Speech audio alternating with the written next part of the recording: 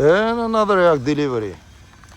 Nordhavn 76 from Victoria, Canada, close to Vancouver, down to Alamitos Bay, Los Angeles area. Full of Nordhavns. That's the 60. That's the boat that I have to deliver, 76. Couple of big ones over there. The blue one is 68, I believe. Right next door is a 60. That one is one of the 71s. A similar boat that I delivered from Ensenada to Dana Point. The gray hull right next to it, it's an offshore 87. I helped for the delivery on that one from San Diego up to here a couple of months ago. And that's a Nordhavn 63. So half of the marina are just Nordhavns. Beautiful Ocean Alexander. This boat, I believe, was right there a couple of months ago, if I remember correctly. But anyway, we have a couple of offshores. Right one there. That's a symbol. Similar one I delivered down to Panama, actually to Key West a couple of years ago. Let's get back to this one. Secret is a Nordhavn 76, I believe it's 2010. First time I'm on the boat on this one, so not really familiar with the numbers. But she's 145 tons, 76 feet vessel with 5 fuel tanks. Fuel capacity is around 3,800 gallons. She's running a D60 MTU, Detroit, 525 horses main engine, plus a Luger, I believe it's a 6-cylinder, 145 horses, get home engine. 3 generators, 40, 32, and 11 and a half. This boat with around 1300 RPMs will run gallon per mile. So easy 3,500 miles range from Victoria, Canada to Alamitos Bay. We'll have roughly 1,100 miles, a little bit less than that. So if everything is perfect, it's not gonna be, but if everything is perfect, we can cover the distance for 6 days. The weather is this. I hope this phone is waterproof, or at least water resistant. As the weather is, it's a Canada weather, rainy. So, we're gonna be 4 people on board. 3 of them, I've been with 3 of us being together on another delivery from Panama to here, plus California to here. So we are kind of like the dream team. We are familiar with the trip, familiar with the vessel. One of them is the owner of the boat, so he knows the vessel. Experienced guy. I mean, extremely experienced boat owner. He knows the vessel. He's familiar with the boat. He knows where all the spare parts, tools, everything is. So that's a big, big, big plus for us and for the trip. So we'll see. Plan is to leave tomorrow early morning around 4 o'clock in the morning to run from here to Port Angeles, clear customs, refuel, because she has just 1,000 gallons, which is nothing for this boat. I mean, it's still 1,000 miles. But in Port Angeles, the fuel is cheaper. It's a clean fuel. It's a beautiful, easy fuel dock. So we're gonna stop and top off the fuel tank, and from there with 7.5 to 8 knots of speed, the idea is to cover 180 to 200 miles a day. We'll see how far down we can go. Probably down to Northern California, which is Crescent City, which is roughly 400 miles from Near Bay. 2.5 days. But again, really depends on the weather. Weather outside is 10 to 15. We'll start blowing 25, which is a joke for this boat. But at some point, a week from now, the weather forecast is for a 55 and up. 5 to 6 meters waves. 16, 18 feet swell. So, yeah, it's not really a hurry. We'll have 3 days open weather window. We'll see how far we can go. Luger, 525 horses main engine with 8,000 hours on it. Again, we'll push this vessel easy with 8 knots. We'll burn like gallon per mile. Probably more, little bit more, just because we have to push it in order to get to the weather. Avoid the bad weather. Sorry for the noise, but nothing I can do about it. Victoria, Canada. They use it as a runway, active runway.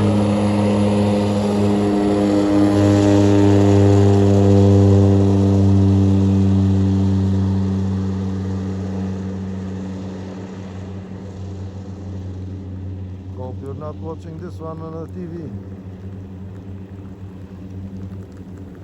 So yeah, that's the plan.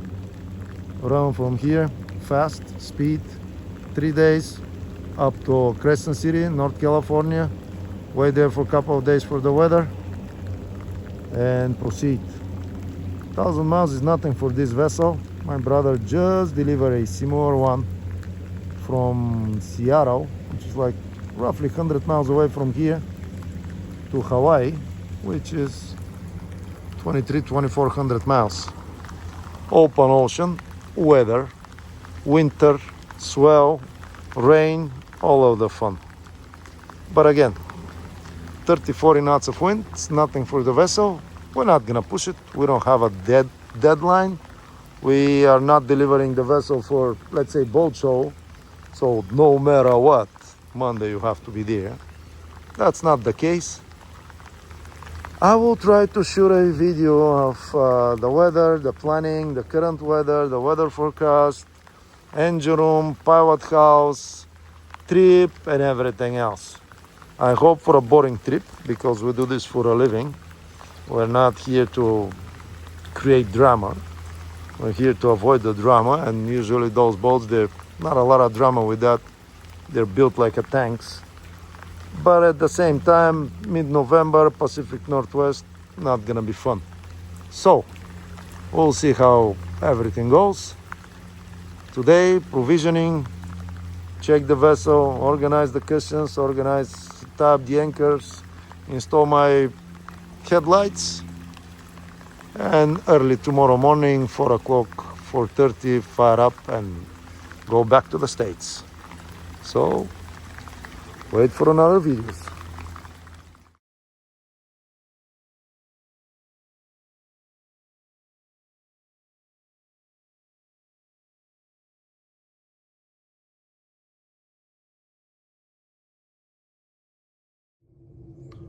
And the lower level of a Nordhavn 76. Those are the 2 staterooms. That's one of them, with the shower. The other one is right next door.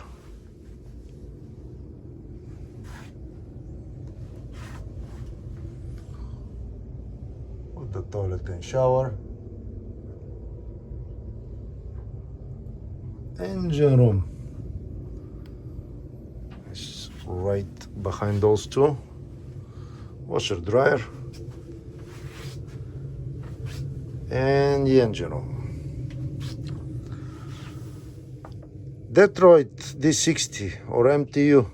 Some people call them multi-trouble units, but those are great engines. MTU, especially the D60, is a really good engine. Strong, simple, 525 horses.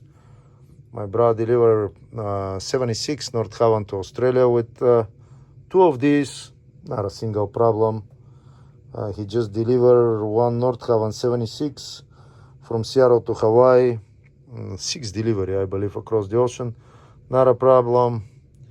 I delivered a 64 from Kashmarina, Turkey to Southampton in England with a D60. Not a problem.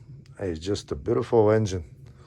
We like this. So 525 horses on this one.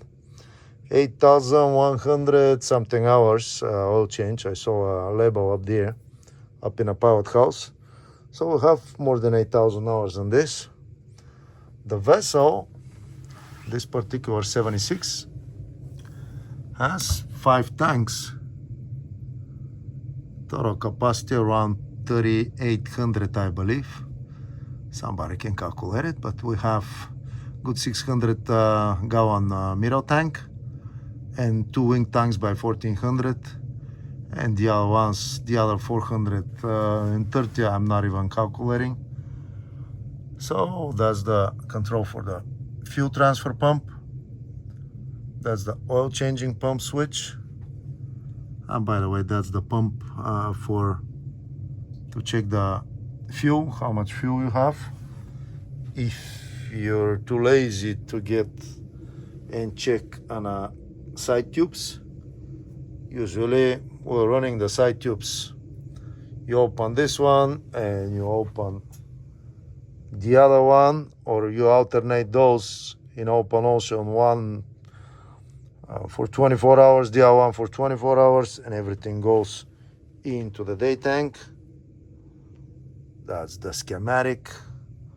What is what, where the valves are going, what the fuel is, the fuel manifold, and everything else. But long story short, she can run easy 3,500 miles range with the fuel that she carry. That's the fuel transfer. You can return to any tank, you can draw from any tank, you can run it through a big pump, through that Raycor filter, fuel filter. There you go, it's written. Fuel transfer strainer. You can polish basically the fuel. You can run to a 2, 10 or 30 micron filter that is inside here. Not everybody's familiar with vessels, that's why I will try to explain the stuff a little bit on more simple way. So basically you can run from that tank through the filter back to that tank on a 2 microns. Below 72 microns membrane, the water's not gonna go through. So you basically, that's why they call them fuel water separator. You will separate all of the junk from the fuel, and you're gonna have absolutely clean fuel to run this beautiful baby, just because it doesn't matter how beautiful the engine is, needs clean fuel.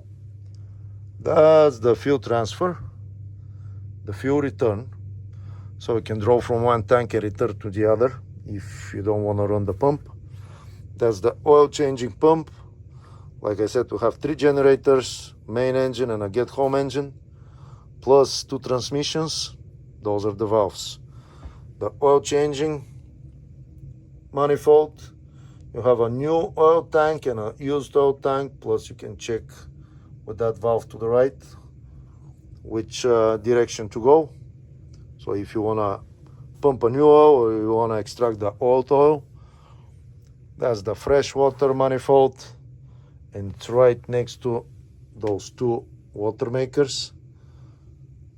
Those are the filters for the water makers, the membranes on the back. What else we have? That's the big one, I believe. That's the 40 kW generator. Basically can supply the boat with everything you might need, everything you might want to run. Behind there, some spare oil, air compressor, I believe. Over there. On that side is all of the hydraulics, the bow thruster, ABTs, I believe. That's the exchanger with the hydraulic oil. Those are the pumps there. That's the fuel filter for the little Juju. Little Juju is a 4-cylinder. Let me see again, I don't want to lie to you guys. 4-cylinder Luger engine, 145 horses, I believe, with the PTO, with the hydraulic pump. So during the maneuver, most likely we run this, the main engine, forward and reverse. This one we run for the thrusters. So you fire up that engine, disconnect the transmission, you rev the RPMs to like 1600 RPMs in order to maneuver the vessel nice and easy left and right. Basically those 150 tons can move 3 knots sideways once you start running the hydraulics. I believe she has like 55 horses thrusters, but don't quote me on that one. Now, a little bit, not really interesting because most of the Nordhavns, if not all of them, are like that. But we have a day tank, which is this one, for the get home. You cannot refuel this one from anywhere but through the fuel transfer manifold. The idea is, if you go on a funny place, not to be able to put any dirty fuel into that tank. So whatever you put there, you can put a lot of junk, but once you decide to refuel this one, the day tank for the get home engine, you have to use the transfer pump to run that fuel through the Raycor filter, which is, let's say, 10 microns, and from there to refuel this tank. So you have no chance to put dirty fuel into that get home fuel tank. So even if you put a lot of funny fuel into the main, here you're gonna have a clean fuel in order to have a clean fuel for the get home. The boat is on a stack chimney for some of you that are not familiar with the stuff, and wet exhaust, I believe, on a get home. But this one is basically a chimney stack. It's running like a big boat. It's not a wet exhaust. It's a stack. Separate transmissions on both of the engines. So if you want, you can completely shut down this one. Let's say change the oil in the middle of the ocean. You can see how. Flip couple of valves, flip the pump, and extract the oil from the engine, change the filter, flip the valve back, run the pump the opposite way, right there, fill up the engine oil on the main, fire up and go. We've done it a bunch of times on a bunch of boats. If you have to change oil in the middle of the ocean, that's the way to go. This little engine is capable of pushing this vessel 3.5 to 4 knots, which is for some of the people might be strange or funny. 4 knots is not really a speed, but that's a get home engine. 99.9% you're using this, the main engine. This one is for deer emergency or maneuvering. For maneuvering is a great engine. This one is a M1. I believe this one is a M1. Means unlimited 100 and 100. 100% load, 100% of the time, unlimited hours. Used to be 8,000 hours a year, but a lot of people were too lazy to calculate what is this 8,000 hours a year. Let me tell you, 500 hours a year is 500 hours is basically 7 knots from California to Florida, plus minus. So multiply this by 12, and it's done for like 35 days. So basically unlimited, 8,000 hours or unlimited, same thing. You can run it forever. This engine is totally capable to push the boat from here to Hawaii if you have to. What we have on that side? The other wing tank.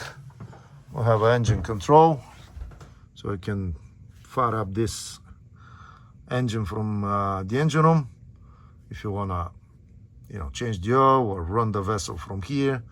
You have emergency throttle control. If you wanna rev the engine, you don't have to run to the pilot house.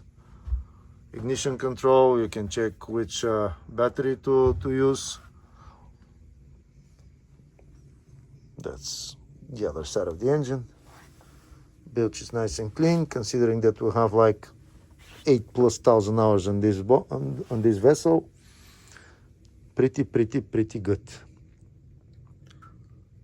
The fireboy is over here. Fire suppression system. You can see how big the tanks are. Back over here, we're talking about 1400 gallons per piece. Let me see again. 1250 on that one. 1250 on that one. But that's what we can see. 1400 a piece right here. We have air conditioning in the engine room. If you decide there is too hot, replacing some stuff or fixing some stuff or changing oils. And the Lazarette on the back. Batteries. Battery selector switches. You don't have to know what's going on. It's written what needs to be done. Battery bank 2 on. So it's working. Wing engine normally off. So this is a parallel switch between the wing engine and basically the house bank. Wing engine, battery on, off, this, that. Easy. You don't have to discover anything. So here we have another generator. I believe the 28. And right there is the little Juju, which is kind of like a night generator. We have a lithium batteries and a bunch of stuff. This boat's been cruising the last 6 months in Pacific Northwest, Alaska and back. As you can see, crab traps and stuff like that. Spare parts, tools, all of this. All of these boxes and boxes and boxes. Hydraulic reservoir, steering system is in the back. What else? That should be a Fortress stern anchor or emergency anchor. We'll have 2 anchors on the bow. I don't think they can use this one for anything else but a stern. Extra cable, glendaning systems for cable retractors, some chargers, transformers. We have a Atlas transformer, I believe, for a European power. If the owner decides to go to Europe, can hook up directly to the different power, to a 220, 50 instead of the American standard. Some batteries, steering system. I believe those are Outbacks inverters. Lithium batteries, tons of Raycor filters, and all of this. That's about it over here. Like I said, 145 little Luger as a get home, 525 horsepower D60 MTU,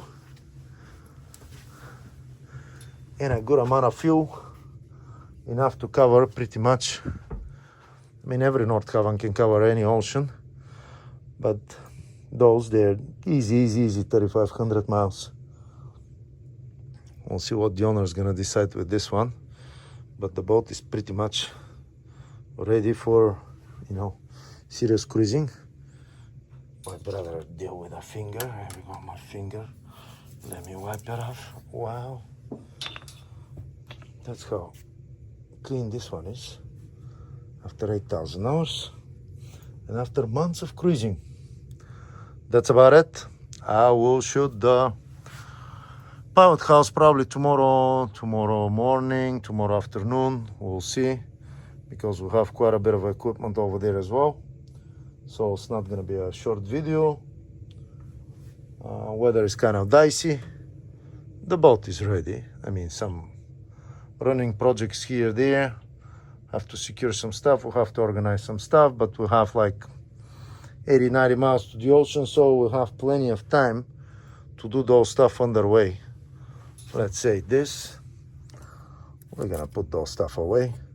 But the thing is that we don't have to do all of this right now, just because, like I said, we do have time for this. That's about it. Another video in a couple of hours. And the Salon of Nordhavn 76. A pretty good sized table. That's the entrance, the door. The cockpit out of a glass door. The guy's dealing with some stuff. That's the best place to sleep on a really bad weather. The couch on the back. Those are the stairs up to the flybridge. Our beautiful coffee maker. I love those stuff, but have to be careful on a bad weather, as usually they have the tendency to fly across the boat on a really bad weather. That's the galley, the kitchen for some of you. Full-size refrigerators, freezers. Those are the stairs down to the two staterooms and the engine room. Forward is the master, but I'm not gonna go there. Even if the owner is on board, I don't feel comfortable showing you the master. It's not a brand new boat. So we have, I'm not the chief usually, I'm not the chef, I'm not the one cooking. But we have the ovens over here. We have those retainers, which is great. We can cook underway, even in a funny weather. And we have the electrical panel right there. This electrical panel basically is running, you can run the generators. From here you can fire up the generators, you can switch to different panels. You can run the inverter. All of the power, toilets, pumps, lights, refrigerators. On that side I have water heaters, cooktops, barbecues, all of the generators and inverters, and a good size switches. You gotta love those. For the shore power, off shore power 40, 32, 15. You can see the switches. That's the electrical panel and this beauty. Pilot house is kind of dark. We'll try some other time to shoot the video in the pilot house.